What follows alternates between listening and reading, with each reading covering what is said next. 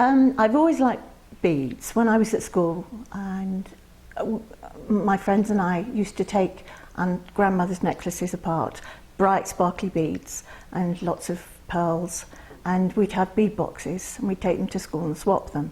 And of course, at one point during the day, they all went on the floor, and eventually we were banned. And eventually that became, well, what else can I make? Can I make something from scratch? And I joined the Bead Society of Great Britain, and Sue Heeser had written an article about polymer.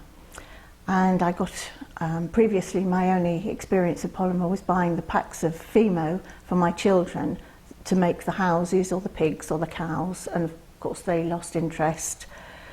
It all ended up as donkey brown because it was mixed together, and then fluffy and thrown away because the dog walked past, so we threw it away. But I saw what was going on over here and got in touch with Sue, and we formed the British Polymer Clay Guild. From that, we got to know Marie Siegel, and she came over and gave a workshop, and we gradually brought other people like Sarah Shriver, Kathy Dewey and Dan Cormier. And I started to give workshops myself, and the interest just grew. Eventually I came over here to Synergy 1, got to meet everybody face to face, and was absolutely overawed by the work in the gallery. And I came for the second Synergy, and I've been a few more times because my son spent a year at William and Mary, and it was a very good excuse to come, take workshops, see a few more people who've become very good friends. Last year I became Vice President Education and Outreach for the IPCA. The one thing I did say when I took on the role was, because it's the International Polymer Clay Association, we should work towards having an event outside the US.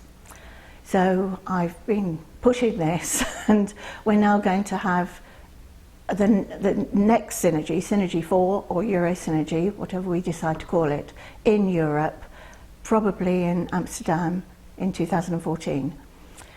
There's a very young collection of polymer enthusiasts, particularly in Eastern Europe, and their work is truly astounding. They love colour, and it's wonderful to see that there is a new, younger collection of people coming up. Yes, and it's still thought of as plastic, which is why I tend to use my husband's silver frames, and just to give it more value. Now, is he a jeweller by trade? Or no, he was an accountant.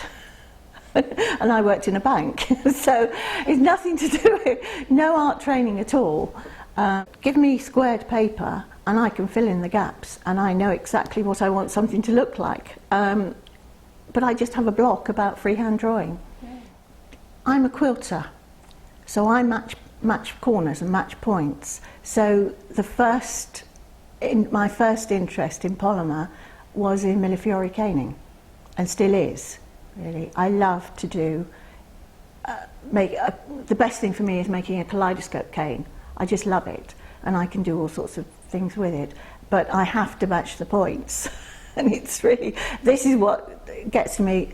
I love perfect symmetry and perfect work, yes. I did take a seminar from Judy Cuskin at the first Synergy 1, and it was the joy of asymmetric design.